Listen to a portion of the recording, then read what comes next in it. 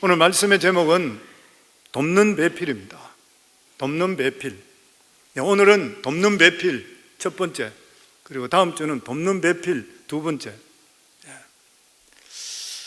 한국 사람들의 평균 수명이 현재는 여자가 90.7세, 90세가 넘어갔습니다. 남자는 86.3세. 어느 나라든지 보니까 남자가 한 5년 일찍 죽는 것 같아요. 남자를 좀 귀하게 여기면 좋을 것 같아요. 1950년도에 평균 나이가 몇 살이냐면 대한민국에 48세로 나와 있습니다. 그리고 1970년도에는 남자 평균 나이가 58.7세, 그리고 여자는 65.8세. 근데 50년이 지난 후에 지금 약 그때와 비교할 때 26년의 수명이 늘어났습니다. 굉장한 일이죠. 요즘 100세 시대라 그렇게 이야기하는데 실제적으로 우리 교회에 90세 이상 된 분들이 많습니다. 제일 많으신 분이 우리 어머님이십니다. 며칠 전에 97세 생일을 맞이했어요. 그런데 97세 생일을 하면서 식사 대접을 한다고 식당에 식사 대접을 앉았는데 저희 부부가 깜짝 놀랐는 것이 둘이가 속삭였는데 다 듣고 계시고 대답을 하시더라고요. 아, 연세 드신 분 못 알아듣는다고 이야기 함부로 하면 안 되겠구나 싶어봐요. 얼마나 청력이 좋고 요즘 그러신가 봐요 아마. 지난번 유니버시티 오브 조지아의 이 데이빗 맥카시 연구팀은 인간의 수명이 아직 한계에 도달하지 않았다 이렇게 발표했습니다. 국제학술지인 플러스1에 게재했습니다. 그리고 자기들이 분석해낸 것이 일본의 경우에 1950년도에 태어난 남성의 평균 수명은 115세까지 될 것이라 예측돼요. 그리고 나도 그 안에 들어가는 것 같아요. 여성은 120세로 전망을 했습니다. 다시 말하면 1950년 이후 출생한 사람들은 이제는 100세 시대가 아니라 120세 시대에 접어들었다는 거예요. 또 다른 학술지는 노화를 결정하는데 관여하는 유전자를 찾아냈는데 이 유전자를 조작함을 통해서 수명을 연장시킬 수 있대요. 그러면 실제적으로 초등 동물에게 이것을 적용했을 때의 수명이 30%가 연장이 됐대요. 그러면서 그 학술지에 보면은 사람에게 만약에 이것을 적용하게 된다면 120세에서 160세까지 늘릴 수가 있을 것이라. 그리고 또 다른 학술지에는 사람의 정상 체세포는 일정 횟수로 분열하고 사망한테 죽는데요. 다 아는 이야기죠. 그런데 암세포는 아무리 분열해도 죽지 않는데, 그래서 이 사실을 규명하기 위해서 연구하다 보니까 새로운 사실을 발견했는 것이에요. 그것이 뭐냐면은 암세포는 이 텔로메레이스라고 하는 효소를 만들어내고 있다는 거예요. 이게 계속적으로 만들어내서 세포가 죽질 않는데, 그래서 이 세포를 만약 사람의 체세포의 정상세포에 작용하게 된다면 굉장히 오래 살 것이라 그래요. 그런데 이렇게 오래 살게 되면 결혼 생활 기간도 늘어날 수밖에 없는 거예요. 한국의 경우 평균 초혼 연령이 남자는 33.7세, 여자는 31.3세. 근데 미국은 조금 일찍 결혼해요. 미국은 남자가 30.5세, 여자는 28.6세라고 통계가 나왔습니다. CDC에서. 그렇다면은 앞으로 수명이 이렇게 계속 늘어난다 그러면은 결혼하고 나서 적어도 60년, 70년 정도는 보통이고 잘못하면 100년 이상 같이 살아요. 근데 이렇게 긴 세월 동안 살아가는데 부부간에 마음이 맞으면 그 이상 더 좋은 게 없는 거예요. 근데 만약에 마음이 맞지 않다면은 끔찍하고 불행한 일이 벌어지는 거예요. 함께 산다고 하는 것은 함께 긴 여행을 가는 것과 똑같습니다. 여행이라는 데서 가장 중요한 게 누구예요? 누구하고 동행하느냐가 중요하잖아요. 만약에 여행에 좋아하지 않는 사람과 동행하게 된다면 그 여행은 지옥과 같을 것이에요. 그래서 여행만은 좋아하는 사람과 가라 그러잖아요. 여행하면 스트레스 받으면 안 되니까. 인생의 긴 여행의 동반자인 부부가 마음에 맞다면 그 인생의 여정이 그렇게 즐거울 수가 없을 것이에요. 그렇지 않고 가정에서 행복을 찾지 못하게 되고 밖에서 만약에 찾게 된다면 그 사람은 사회적으로 아무리 성공했는 삶이라 한다 하더라도 그 사람은 불행한 사람이에요. 개인도 그렇고 하나님의 관점으로 볼 때 불행한 사람이에요. 왜냐하면 가정을 만드신 분이 하나님이시기 때문에 그렇습니다. 결혼은 하나님께서 인간에게 주신 것이에요. 결혼과는 세상의 시대에 따라서 변화될 수 있습니다. 예전에 오래됐을 때 조선시대나 옛날 오래될 때 이럴 때는 결혼의 목적이 뭐냐면 대를 잇는 것이 목적이에요. 그래서 자식을 낳지 못하게 될 때는 칠거지약이라 해서 쫓겨나는 경우가 있었어요, 보면. 그런데 지금은 젊은이들이 결혼을 거래관계로 생각한대요. 지금 살아가는 삶이 여성들도 생활 수준이 좋아서 충분히 자기 혼자 살게 돼요. 전문직을 가지고 있고 편한 것이에요. 그러니까 결혼이라는 것은 내가 지금 살고 있는 이 생활 속에서 결혼하고 나서 얼마나 내가 더 편하고 유익이 될 것인가를 생각한대요. 그렇기 때문에 예전같이 결혼 나이가 들면 무조건 결혼하고 이렇게 하진 않는데요. 그래서 혼자 사는 사람이 점점 많아지고 결혼이 늦어지고 있는 것이에요. 그러나 결혼은 여러 유익을 줍니다. 정신적인 면에서 외롭지 않게 합니다. 부부 같은 영원한 친구가 없어요.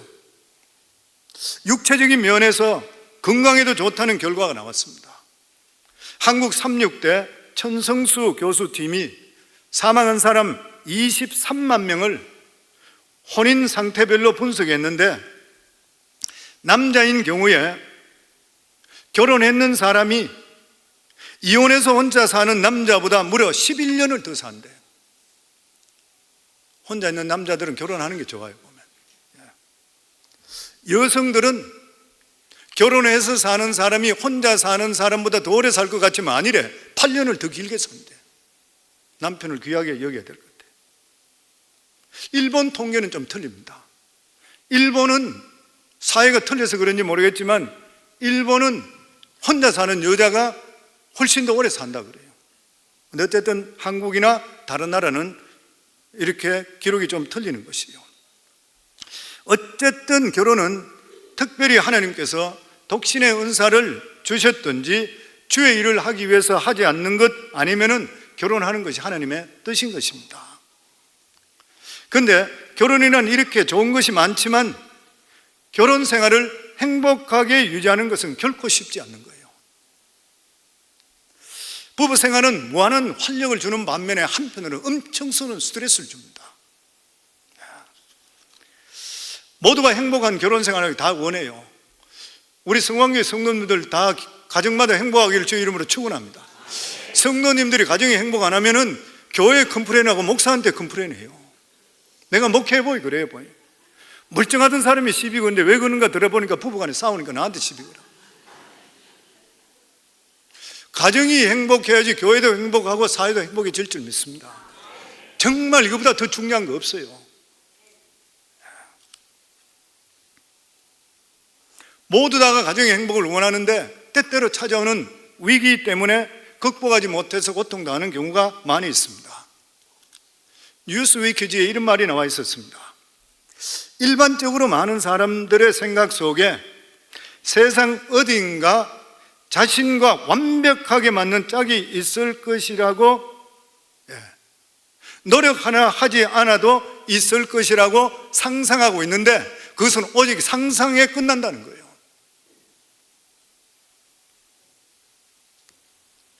워싱턴 유니버시티에 가트만 박사가 그런 이야기 했습니다. 부부 생활이란 1%의 영감과 99%의 노력이 필요하다고 그랬어요.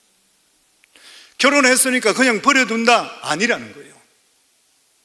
타마스 에디슨이 노력을 그렇게 해서 정부를 발견한 것과 마찬가지로, 발명과 마찬가지로 결혼 생활도 똑같다는 것이에요. 그래서 미국 CDC 질본센터죠, 2022년 통계로 첫 번째 결혼해서 이혼한 사례가 41%로 초혼에서 반 정도가 이혼했습니다. 이것은 1990년도에 비해서 50세 이상이 이혼하는 것은 2배 이른다 그래요. 65세 이상 황혼 이혼은 1990년도에 비해서 30년이 지나서 3배가 더 됐대요. 아무도 완전한 가정이 될 수 없다는 거예요. 지금 안전하다 해도 앞으로 계속 세이프하다는 개런티가 안 된다는 것이죠. 한국인의 평균 혼인 지속 기간은 17년이래요. 평균 이혼 나이가 남자는 49.9세, 여자는 46.6세라 그래요. 미국은 지역에 따라 틀리지만 평균 결혼 지속 기간이 얼마냐면 8.2년밖에 안 된다 그래요. 그런데 요즘은 이혼율이 기록적으로 조금 내려갔는데 그 이유가 뭐냐면은 변호사비가 너무 비싸기 때문에 별거를 택하고 있다 그래요. 그럼 어떻게 해야지 하나님께 허락하신 결혼 생활을 행복하게 할 수 있을까? 세상에 모든 원리가 있는 것 마찬가지로 그 원리만 찾게 되면, 바르게만 하게 된다면 얼마든지 행복해질 수가 있습니다. 그런데 우리 인간을 지으신 분이 하나님이시고 결혼을 만드신 분이 하나님이십니다. 성경으로 돌아가면 돼. 성경을 정경이라 그러잖아요.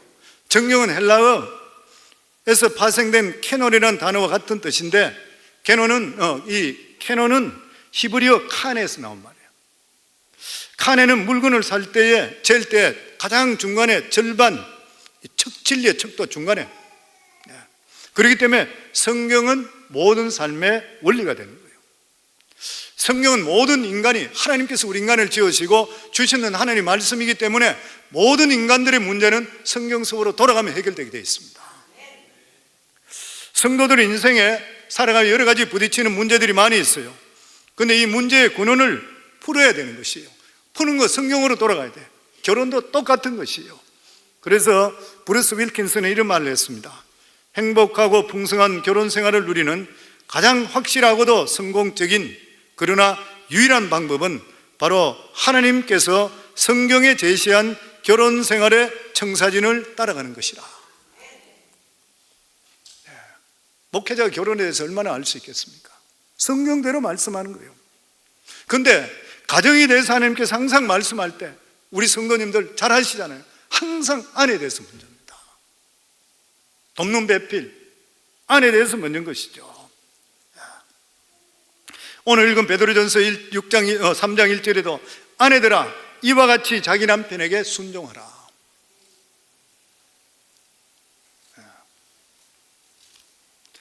아내들, 가정은 항상 아내입니다. 나는 결혼하고 40년 지금 지났는데도 돌아보면 그게 맞는 것 같아요. 제가 목회하면서 지금까지 몇십 년 동안 목회하면서 느끼는데 이게 확실하게 맞는 것 같아요. 내가 이걸 진작 알았으면 목회 처음 시작하면서 여성도들만 붙들고 내가 목회할 건데 잘못했다 생각해. 여성도가 너무 중요한 거예요. 아내들아, 이유가 있습니다. 그 첫 번째가 뭐냐면은 아담 가정의 문제가 누구로부터 통했어요? 하와로부터, 아내로부터 일어났습니다. 아담은 아무 문제 없었어요. 아담은 그냥 착한 남자였었어요. 순진한 남자였었어요, 그냥. 근데 하와가 눈을 딴 데 돌려서 유혹을 받았어. 남자들의 유혹보다 여자가 유혹을 받아버렸어요, 여기요. 그래서 사탄의 유혹에 넘어가 버렸습니다. 넘어가 버리면서 죄가 들었대. 인류의 비극이 하와로부터 시작됐습니다. 그래서 태초의 가정의 행복과 비극은 사실로 아내로 결정이 됐습니다. 이것은 지금도 똑같습니다. 지금도 똑같아요. 그래서 사도 바울은 디모데전서 2장 11절에 14절에 보면 여자는 일체에 순종함으로 조용히 배우라. 여자가 가르치는 것과 남자를 주관하는 것을 허락하지 아니하노니 오직 조용할지라. 이는 아담이 먼저 지음을 받았고 하와가 그 후며 아담이 속은 것이 아니라 여자가 속아 죄에 빠졌습니다. 아내에 대해 철저하게 교훈하고 있습니다. 가르치는 것, 주관하는 것, 허락하지 않는 것이요. 왜냐하면 여자가 먼저 선악을 하는 나무를 열매를 따먹고 남자도 먹게 함을 통해서 그 가정이 깨어져 버렸습니다. 그래서 큰 아들이 둘째 아들을 그냥 돌로 쳐 죽여버리는 살인사건까지 일어나게 했던 이러한 일이 생기게 되었던 것이요. 여자의 영향력은, 아내의 영향력은 대단한 일인 것이죠. 그래서 오늘 여기 말씀 보면 우리가 깨달을 수 있는 게 뭐냐면은, 가정의 아내들은 남자를 절대로 믿음적으로 사는데 뒤흔들어서는 안 돼요. 아담은 아주 순진하고 좋은 사람이었습니다. 그런데 부인이 잘못했는 거예요.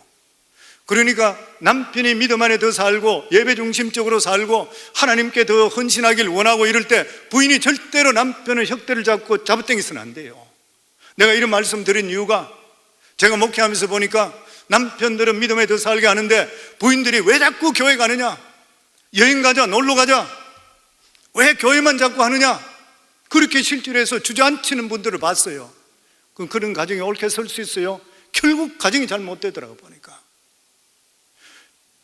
부인들은 남편이 믿음 있는 데 대해서 감사할 수 있어야 됩니다. 그리고 절대로 남편의 믿음적이지 못한 일에 부인이 앞장설 수 있으면 절대 안 돼요. 왜 그러냐면은 남자들이 부인의 말을 다 듣기 때문에 그래요. 여성분들의 영향력이 너무나 지대하기 때문에 그렇습니다. 우리가 잘 알고 있듯이 아담과 하와가 선악과를 따먹을 때에 아담은 실제적으로 하나님께서 그 실과를 따먹지 말라는 음성을 들은데도 불구하고 무슨 일인지 아내한테 자기 이야기를 못했습니다. 주눅이 들었는지 어쩐지 모르지만, 그래서 주는 대로 넙적 받아 먹어버렸어요. 그래서 남자들, 저도 남자지만은 별거 아닌 것 같아요. 여성분들이 믿음을 갖는 게 참 귀한 일이고 여성분들이 참 대단한 일인 것이요. 그래서 남자들은 보기에는 근엄해 보이고 큰 소리 친다 하더라도 들어가 보면 별거 아닌 것 같아요. 아까 이야기했듯이 내가 이걸 진작 알았으면 여성도들만 붙들고 목회하는 건데, 그런 생각이 들어요. 실제적으로 남자들이 아무리 목사님 아닙니다 하더라도 부인이 뒤틀어버리니까 버티는 사람은 못 봤습니다. 그리고 부인이 지혜롭지 못하게 남자를 이끌게 되면 멀쩡했던 남자도 시험 들어버려요. 너무 많이 경험했습니다. 저는 이게 너무 맞다 생각해요. 아내의 영향력이 너무나도 지대한 것이에요. 돌연변이가 남자가 가끔 있지만 대부분이 그렇습니다. 부인들의 능력이 대단해요. 그 이유가 있습니다. 왜냐하면 하나님께서 아내를 돕는 배필로 만드실 때에 흙으로 만든 아담보다 훨씬 양질인 갈비뼈로 만들었기 때문에 남편은 절대로 부인을 못 이기는 것 같아요. 저는 여태까지 결혼해서 40여 년 동안 저희 아내가 살고 있는데, 제가 살아보면서 느끼는 게 뭐냐면 부인을 못 이기겠어요. 요 사이는 소리만 커지면 저는 옆으로 가버려요. 왜냐하면 해봤자 결과가 뻔하기 때문에 그래요. 우리 교회 와는 남편들 보고 내가 그런 이야기 하면 우리 교회 있는 남자들은 다 그렇다 그래요. 자기들이 저보고 그래 이야기해. 목사님, 제가 성관계 오기 전까지는 그래도 소리를 냈는데 요 오고 나서부터 완전히 다 갔습니다 그래요. 아내와 남편이 이야기하게 되면은 말을 부딪히면 꼬이게 됩니다. 뭐 특별히 하나님의 주시는 말의 은사를 받은 남자도 있어요. 근데 대부분이 보면은 지난번에 어떤 기록을 보니까 그런 말이 나오더라고요. 여자분들은 하루에 2만 마디 이상을 해야지 말을 했는 것 같아요. 근데 남자들은 7천 마디 말만 하고 나면은 온몸이 이거저거 돼버린대요. 그냥 할 말이 완전히 없어져 버린대요. 그래서 여자분들은 2만 마디 말을 하고 모였다가 집에 가서 전화로 또 친구한테 또 2만 마디 또 말하고 그러면서 내일 또 만나 또 이야기하자 그런대요. 여자분들은 말을 잘하게 되어 있답니다. 실제적으로 연구 결과에 그래 나왔잖아요. 보면 남자는 왼쪽 내 중심으로 이야기한대요. 근데 여성분들은 왼쪽 오른쪽 다 사용한다 그래요. 그러니까 결과적으로 여자분들의 말은 남자가 따라가기 힘든 것이에요. 그러니까 여자분들이 지혜롭게 남편을 잘 이끄는 게 너무 중요합니다. 요사이 구원받고 교회 나오는 남자치고 아내에게 끌려오지 않는 남자 누가 있습니까? 나도 마찬가지고. 우리 교회도 열심히 남자 신앙생활 하는 분 보면 부인들이 먼저 와서 오는 분들이 많아요. 보면. 그렇기 때문에 부인들은 영적으로 돕는 배필이고 정신적으로 아내는 또한 말로서 위로하고 격려하고 용기를 주고 힘을 주는 거예요. 남자들이 대단한 것 같지만 낙심을 굉장히 잘합니다. 남자들은. 근데 부인들은 돕는 배필로서 끊임없이 용기를 주고 희망을 주고 능력을 주는 것이 부인들이잖아요. 성도님들 부인들 어떤지 모르지만 저는 그렇게 살고 그렇게 느끼고 살았습니다. 저도 힘들고 어려울 때에 저희 아내를 통해서 용기를 얻어서 다시 셈 얻을 때가 많았습니다. 아마 이것은 어떤 남편이든지 마찬가지라 그렇게 생각합니다. 그리고 남자들은 여자 말을 안 듣는 것 같더라도 다 듣고 있습니다. 그래서 이 세상에 가장 무서운 송사가 뭐냐면 베갯머리 송사라 그러잖아요. 부인이 집에 돌아와서 남편에게 속닥속닥 귓속으로 이야기하게 되면 별도리 없이 형제관계도 깨트려버려요. 부모 자식 간의 사랑관계를 깨트려버려요. 부인 때문에 깨지는 것이죠. 이웃 간의 관계도 깨트려버려요. 성도들 관계도 깨트려버려요. 그렇기 때문에 무슨 부탁을 하려고 그러면 남편한테 하는 것보다 아내한테 하는 게 훨씬 낫습니다. 부인이 베갯머리로 속닥속닥 이야기하면 남편이 처음에는 판단력이 바로 서서 안 돼 가다가 어느 순간에 대하고 넘어가 버려요. 영향력. 그렇기 때문에 돕는 배필의 직무가 얼마나 중요한 일인지 모르는 것이에요. 바른 아내를 만나는 것만큼 얼마나 중요해요.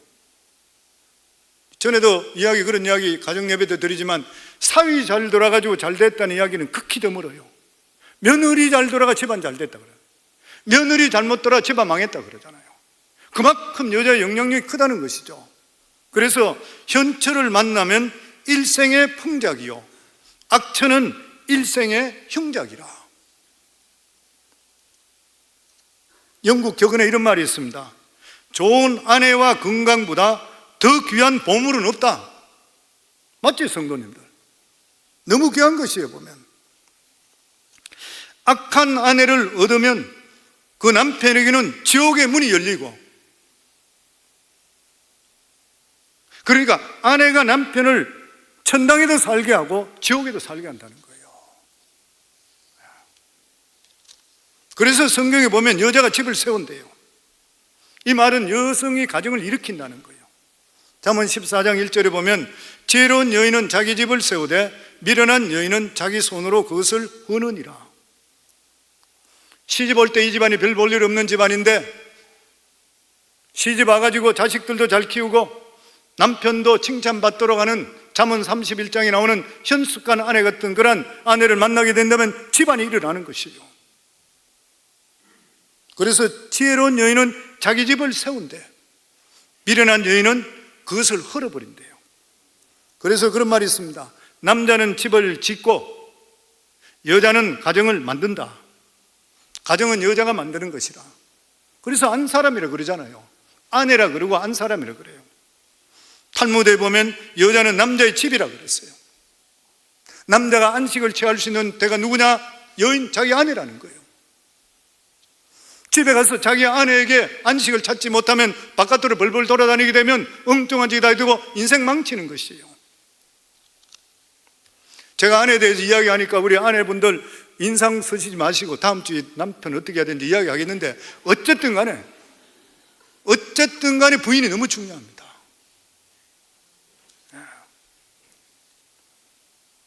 그런데 이렇게 가정의 행복의 열쇠를 가지고 있는 아내에게 성경은 뭐라고 하느냐? 딱 하나예요. 딱 하나. 남편에게 복종하라. 남편에게 복종하랍니다. 구구절절히 딴 데 있는 말들은 다른 성경들 다 보더라도 그래요. 에베소서 5장 22절에도 아내들이여 자기 남편에게 복종하기를 주께 하듯 하라. 골로새 3장 18절에 보면 아내들아 남편에게 복종하라. 이는 주 안에서 마땅하다. 아마 여성도님 들으면 기분 나쁠 것이에요. 세상에 그런 말이 어디 있나? 남녀 평등인데 무슨 말을 그렇게 하고 있느냐? 그렇게 이야기하잖아요. 근데 여기서 분명히 우리가 들어야 될 것이 뭐냐면 여자들아 남자에게 복종하라 이렇게 말 안 했어요. 아내들아 자기 남의 남편 아니고 자기 남편에게 복종하라. 자기 남편, 아내들이라 그랬어요. 요즘 여자분들 권리와 능력이 얼마나 대단합니까? 대통령도 되고 수상도 수도 없이 나오잖아요.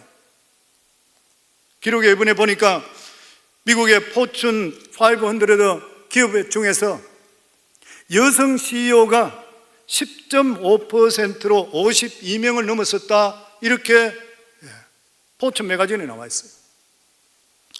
이게 얼마나 중요하냐면 지금부터 24년 전인 2000년도에는 포춘 500 대기업이죠. 대기업 500대 기업 안에 들어가는데 여성 CEO는 2명밖에 없었대요. 근데 24년이 지나고 나서부터 26배가 많아졌는 거예요. 52명.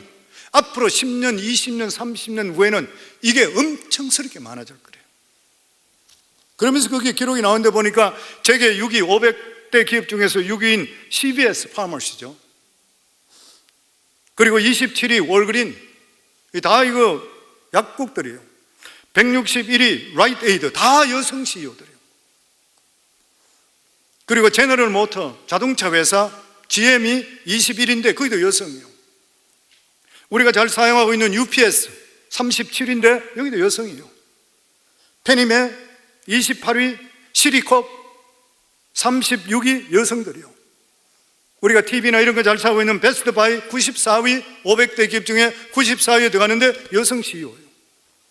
미국의 더더욱이나 방위산업체인 제너럴 다이내믹이나 노스트롭 그룹맨 여기도 여성 CEO들입니다.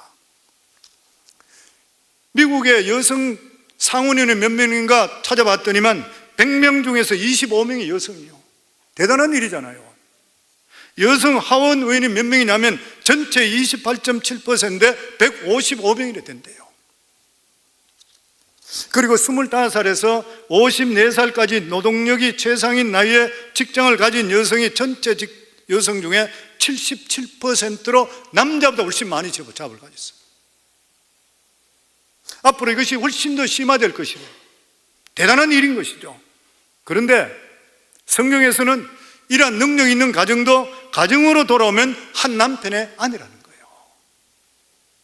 그 아내는 남편에게 복종하라는 것이에요. 왜 복종하라는 것이요? 누누이 말씀드리듯이 하나님께서 말씀하시는 가정의 질서 때문에 복종하는 거예요.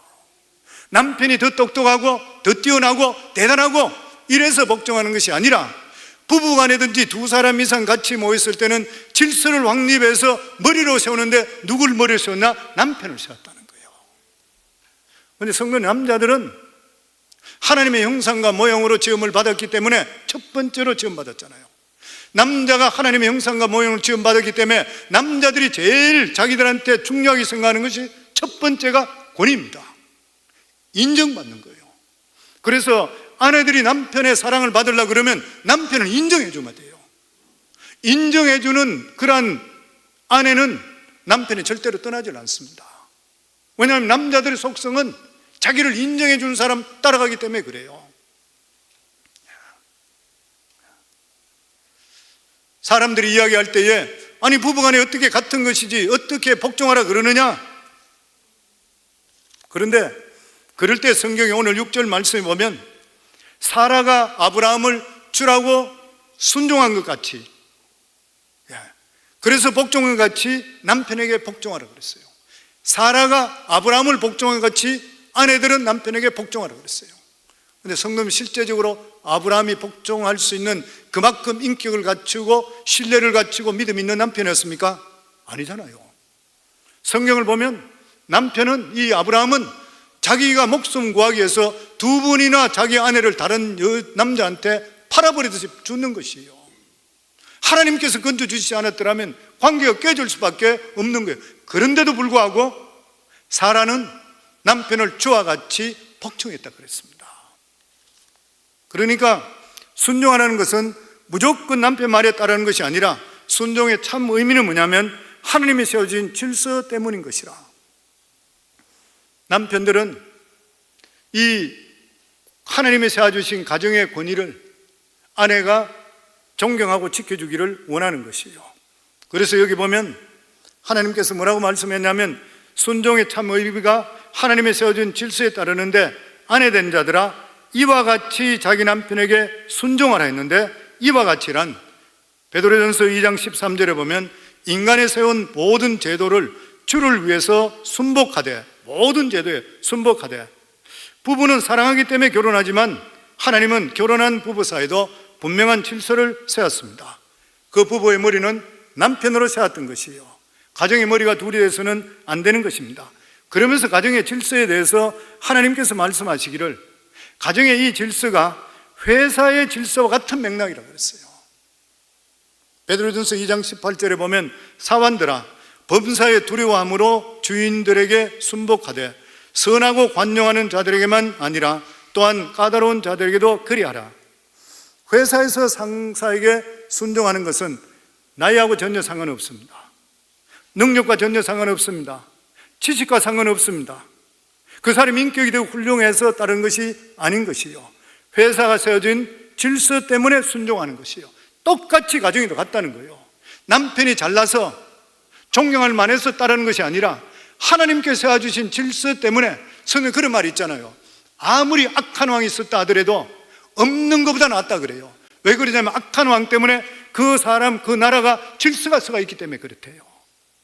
얼마나 중요한 말인지 모르는 것이에요. 그래서 가정에서 하나님께서 세운 질서에 따라서 남자를 높여줘야 된다. 좀 부족하고 남자 중에도 까다로운 사람이 있다 하더라도 맞춰주라는 것이죠.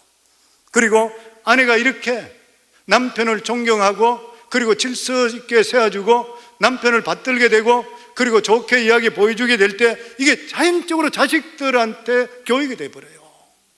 교육이 되잖아요. 어머니가 남편을 좋게 이야기하지 않고 자녀들이 이야기하면 자녀들이 아버지를 존경해요? 그러면 그 집안이 좋아져요? 콩가루 집안 되는 거죠. 더더욱이나 다른 사람 주위에 있는 사람들이 그걸 볼 때 그 집에 딸이 그렇게 태어나서 그 어머니 밑에 있다 그러면은 그 딸을 며느리를 삼으려고 그러겠어요? 안 삼아요. 어머니를 보면 딸은 아닌 것 같아도 결혼하면 그게 그대로 나온대. 그만큼 중요한 것이죠.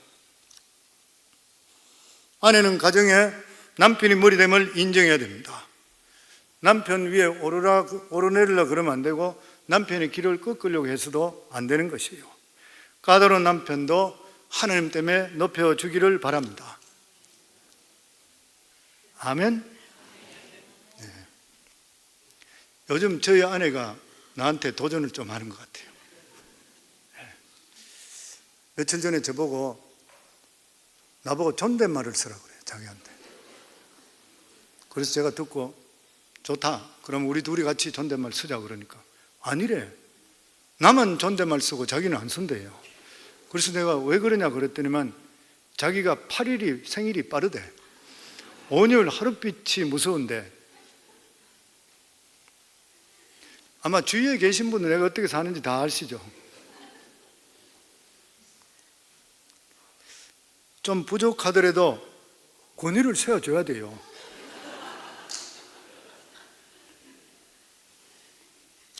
아내에게 인정받지 못하는 남편은 열등감을 지울 수 없습니다. 성도님, 가진 것이 없다 하더라도 아내로부터 인정받고 사랑받는 남자는 어딜 가더라도 활달합니다. 큰 소리 칠 수 있습니다. 왜냐하면 집에 가면 왕위를 인정받는 데가 있고 사랑하는 아내가 있기 때문에 그래요.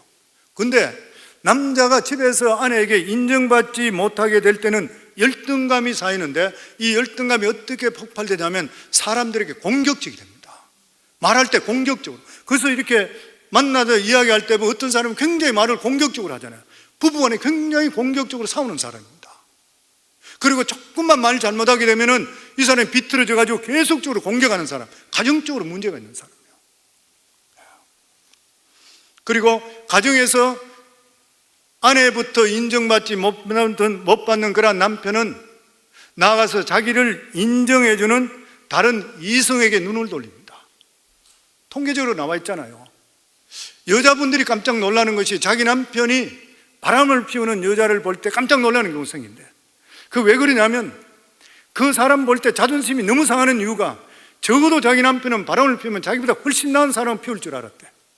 근데 실제적으로 바람 피우는 상대를 보니까 인물도 자기보다 못하고 학벌도 자기보다 못하더래요. 왜 그런 것이요? 남자는 아내하고 있을 때는 위축감이 있고 열등감을 가지고 있다가 상대편 여자를 만났는데 아무것도 보이지 않고 자기를 인정해 주니까 무조건 마음이 끌리는 거예요. 우리가 이 중요한 가정의 원리를 기억해야 됩니다. 그렇기 때문에 우리 아내들은 남편을 인정해 주고 소중하고 귀하게 여길 줄을 알아야 되는 것이요. 그리고 남편에게 부인들이 더더욱이나 믿음이 없고 이런 남편이나 믿음이 연약한 그러한 남편에게는 부인들이 서비스를 잘해줘야 됩니다. 그리고 성경 말씀이 나와 있잖아요. 베드로전 3장 1절에 보면 아내들아 이와 같이 자기 남편에게 순종하라. 이는 혹 말씀을 순종하지 않는 자라도 말로 말미암지 않고 그 아내의 행실로 말미암아 구원을 받게 하려 함이니. 믿는 아내들이 하나님의 질서에 따라서 남편을 높일 때 믿지 않는 남편이 처음에는 핍박하지만 궁극적으로 회개하고 구원받게 되는 것이라. 이런 점에서 믿음의 아내는 믿지 않는 가정에 파송된 선교사와 같은 것이라. 예수 믿으면서 달라진 모습을 보여줘야 되는 것이죠.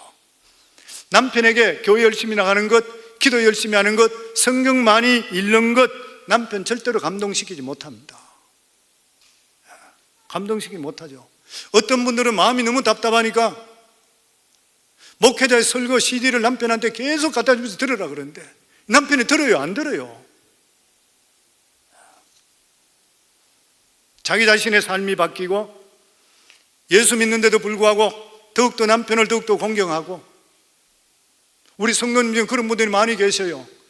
예전에 교회 오기 전까지는 가정을 중요하게 생각하지 않고 있다가 가정적으로 문제가 많았다가 설교 듣고 말씀 듣고 우리 교회 가정 설교 CD 듣고 나서 우리 교회 정착된 가정들이 많습니다.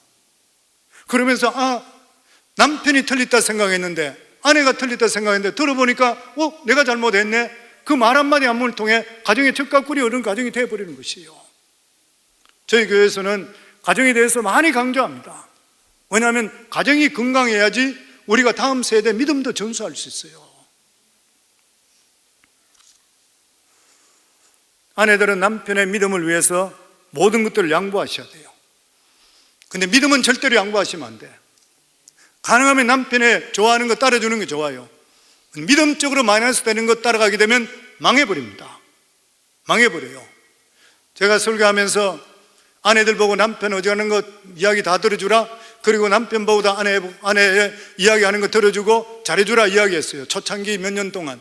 근데 그렇게 설교를 했더니만 이분들이 실제적으로 그렇게 하면서 믿음까지도 남자가 싫어하니까 교회 안 나오기 시작하고, 아내가 싫어하니까 아내 따라가 버리고 믿음 다 잃어버리더라고요. 믿음만은 절대로 양보하면, 믿음 양보했다 그러면 그것은 끝나버리는 것이에요. 보면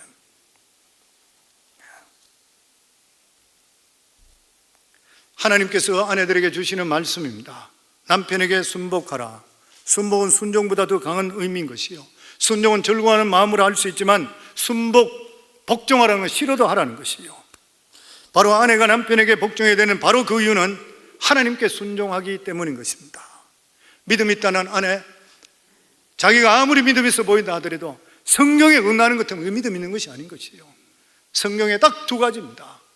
아내들에게는 남편에게 복종하라. 복종이 딴 게 아니잖아요. 남편의 권위를 세워줘라. 그리고 남편들에게 하시는 말씀 딱 하나, 네 생명을 주는, 예수님이 교회를 위해서 목숨을 준 아가페 사랑을 끝까지 하라, 그 말이죠. 딱 두 가지입니다. 부부 안에 살아가는 삶은. 사람들이 그리 이야기해. 아내들은 남편들에게 복종하라, 권위를 세워주라 이러면 굉장히 불편한 그러한 이유가 뭐냐면 그래 이야기해요. 뭐 권위를 세워줄 권위가 뭐 건디기가 있느냐 남편이. 뭐 능력이 있어야지 해주지. 나에게 끔찍히 사랑이라도 주면 모르죠. 그것도 없는데 내가 어떻게 해줘? 근데 우리가 아내들이 남편에게 복종하는 오직 한 가지 이유는 하나님이 세워주신 가정이기 때문에 그렇습니다. 물론 거기에 사랑이나 능력이나 다른 조건이 있다면 훨씬 더 쉽겠지만 어느 남편이 아내가 요구하는 만큼 능력을 가진 사람이 누가 있겠습니까? 대통령이겠습니까? 그렇지 않다 생각합니다.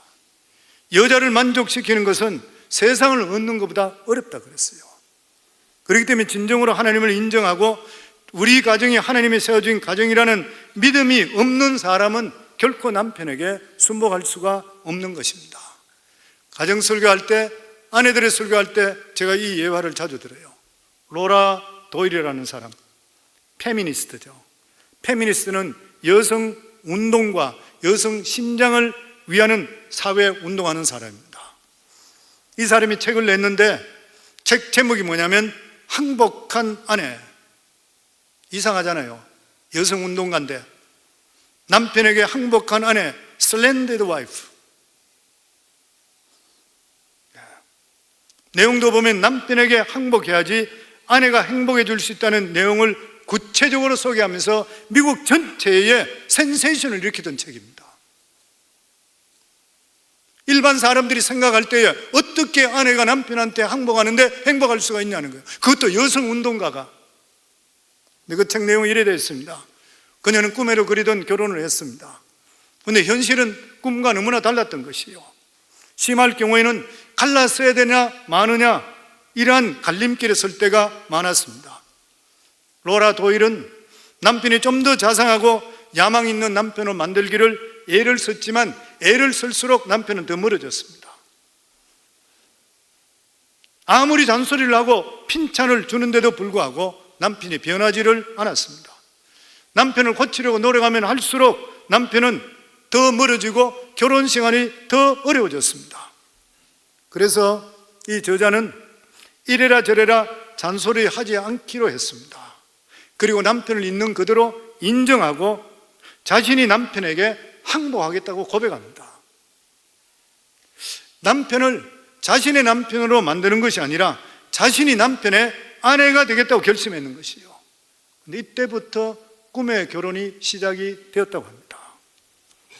한국의 30대, 40대 부부 대상으로 한 설문조사 통계에 의하면 다시 태어나도 현재 배우자와 결혼하겠다는 질문에 남자는 65.2%가 그렇다. 나머지 34.8%는 현재 아내와 결혼하지 않겠다. 대답의 3분의 1은 지금 아내와 결혼하지 않겠다 그랬습니다. 여성은 다시 태어나면 지금 배우자와 결혼할 것인가? 33.3%가 하겠다. 나머지 66.7%는 현재 남편을 거부하는 것이요. 이혼을 고려해 본 적이 있습니까? 질문에 남자는 27.8%, 여자는 43.4% 고려했다 그래요. 남자는 3.5명 중에 하나, 여자는 2명 중에 1명이 이혼을 고려했는 것이 현실의, 바로 이것이 현재의 현실이라는 거예요. 심각하지 않습니까? 부부는 끝까지 가봐야 되는 것이에요. 심각한 문제인 것이죠. 그런데 이런 이야기가 있습니다. 결혼한 지 20년 되는 부부인데 서로 잘 맞지 않는 부부였습니다. 남편과 아내의 성격, 취미, 가치관, 사고방식, 생활습관 어느 하나 일치되지 않았어요. 이 부부는. 그로 인해 이 두 부부는 너무나 어려움을 많이 겪고 갈등 속에 살았습니다. 그런데 지금 그들은 현재 남부럽지 않은 행복한 가정을 꾸려가고 있습니다. 그런데 그 부인이 이런 말을 했습니다. 적지 않은 주부들이 다시 태어날 경우 현재 남편과는 절대로 결혼하지 않겠다고 합니다. 아시다시피 우리 부부는 삶의 전반에 걸쳐 일치되는 부분이 거의 없습니다. 그로 인해서 참으로 많은 아픔이 있었고 지금도 문제가 있습니다. 그러나 저는 다시 태어나도 지금 남편과 다시 결혼할 것입니다. 금실 좋은 부부가 이런 말을 했다 그러면 이상할 것이 없는데, 그러나 그녀는 남편으로 인해 많은 어려움을 겪은데도 불구하고 그렇게 말했습니다. 그러면서 그녀는 자기는 이 남편을 택하는 3가지 이유를 밝혔습니다. 그 첫 번째가 다시 태어나 다른 남자와 결혼한다 하더라도 그 남자가 지금 남편보다 나을 것이라는 보장이 없다는 거예요. 여성도님 잘 들으세요. 제 남편이 못마땅한 점이 많이 있지만 우리 남편에게 장점도 많습니다. 성격이 서로 판이한 저로 인해 남편도 속상한 일이 많았을 것입니다. 그런데 무던히 남편이 참아주었습니다. 그리고 결혼 이후 지금까지 남편은 매사에 변함없이 성실했습니다. 다시 태어나 지금의 남편보다 못한 남자와 일평생 살아간다는 것은 생각만 해도 끔찍해집니다. 성도님들, 부부 10계명, 아내 10계명에 보면 남편을 절대 다른 남자와 비교하지 마라 그랬습니다. 다 들어가 보면 다 문제가 있어요. 아무리 좋아 보이더라도.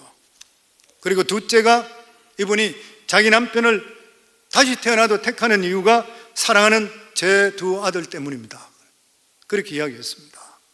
저는 제 남편과 사이에 태어난 2 아이를 정말 사랑합니다. 이 아이들과 바꿀 수 있는 것이라고는 세상에 아무것도 없습니다. 만약 제가 다시 태어나 다른 남자와 결혼하게 된다면 그것은 지금의 2 아이를 포기하는 것을 의미합니다. 그것은 저로서는 절대로 받아들일 수 없는 일입니다. 만약 다시 태어나면 지금의 2 아이를 만나기 위해서라도 현재의 남편을 포기할 수 없습니다. 제로는 아내잖아요. 그리고 마지막 이유는 현재 경제적 수준에 만족하며 살고 있기 때문입니다. 저희 부부는 큰 재산은 없습니다. 그러나 부부가 함께 직장 생활하면서 아이들과 더불어 사는데 경제적으로 궁핍함을 느끼지 않습니다. 생각할수록 감사합니다. 사람들은 다시 결혼하면 경제적인 여건이 월등하게 나아지라는 환상을 갖고 있대요. 그러나 그 반대인 경우도 얼마든지 있다는 거예요. 만약 다시 태어나면 지금의 경제적 수준 정도라도 감사하며 누릴 수 있도록 현재의 성실한 남편을 기꺼이 다시 선택하겠다는 거예요. 얼마나 지혜롭고 사려 깊은 여인인지 모르는 것입니다. 그 부인은 자신과 여러 가지 성격이 맞지 않는 남편으로 인해서 비록 갈등을 많이 겪었지만 그 남편을 기본적으로 존경하고 사랑하고 있습니다. 남편과의 사이에 태어난 자녀들과 더불어 행복을 스스로 창조해 나가고 있는 것이요. 비록 부자는 아니지만 남편과 함께 일군 현재의 경제적 상황을 감사하고 또 만족하고 살아가고 있어요. 한마디로 그 부인은 다시 태어나도 현재 남편보다 더 나은 배필을 만날 수 있으려는 상상도 기대도 하지만 물론이요, 꿈도 꾸지 않는 거예요. 이것이 그녀에게 가능했던 것은 크리스찬인 그녀가 이 남편은 하나님께 자기에게 짝지어준 배필이라고 믿기 때문인 것이요. 그래서 이 세상에 가장 중요한 게 뭐예요? 믿음이 최고인 것입니다. 믿음인 것이요. 그러면서 그녀가 고백하기를 하나님께서 짝지어준 것이 아니라 그러면 저는 남편과 오래전부터 남남이 되었습니다 그래요. 믿음 있는 아내가 얼마나 귀해요. 오늘도 예배당에 나와서 함께 예배드리는 우리 남편분들 옆에 부인이 같이 있는 것이 얼마나 귀한 일이에요. 함께 신앙생활 할 수 있도록, 그리고 믿음 안에서 말씀 안에 같이 살게 해주는 것이 얼마나 귀한 일인 것이요. 세상에 믿음 있는 아내만큼 더 귀한 일이 있을 수 있습니까? 없는 것이요. 그래서 잠언 31장 10절, 잠언 1장부터 31장까지 있는 전체 말씀, 솔로몬이 세상 복이 다 누리고 나서 자기가 받았던 하나님의 은혜 속에 액기스만 이어놨던 모든 잠언수 중에 마지막 31장을 결론 내리는 건 뭐예요? 마지막 31장 10절부터 마지막 절까지가 현숙한 아내에 대합니다. 부인 잘 만나야 된다. 부인 현숙한 아내가 얼마나 귀한지 모른다. 31장 10절에 이렇게 말합니다. 누가 현숙한 여인을 찾아 얻겠느냐? 그의 값은 진주보다 더하니라. 현숙한 아내를 찾아 얻는 것은 진주보다 더하게 돼요. 믿음 있고 지혜로운 아내 만나는 것은 천금을 준들 만금을 준들 아내를 찾을 수 없다는 거예요. 얼마나 귀한 일인 것이죠.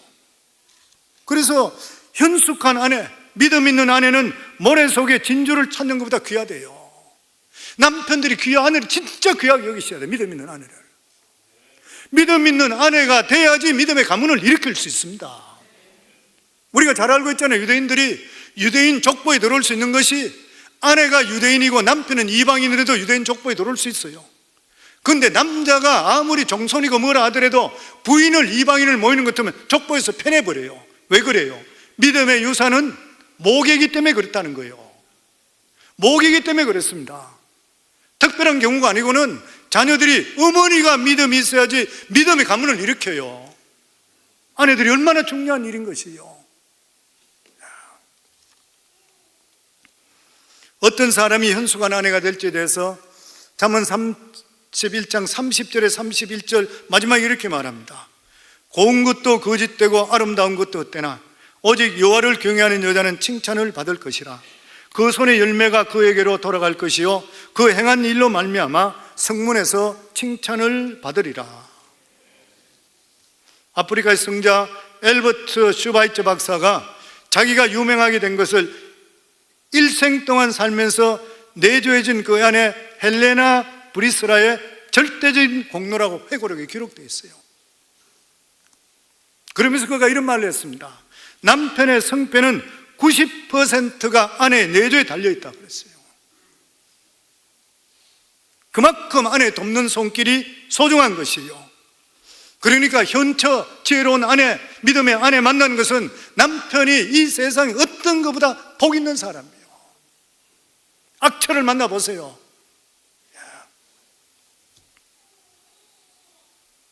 저는 우리 교회가 밖으로는 외성회 안으로는 자녀 선교인데 자녀 선교를 이루게 하는 가장 근본적으로 핵심이 뭐냐면 어머니들의 믿음입니다. 며칠 전에 제가 김진홍 목사님 설교를 내가 들어보니까 자기가 간증을 그렇게 해요. 그 어머니는 믿음의 어머니예요.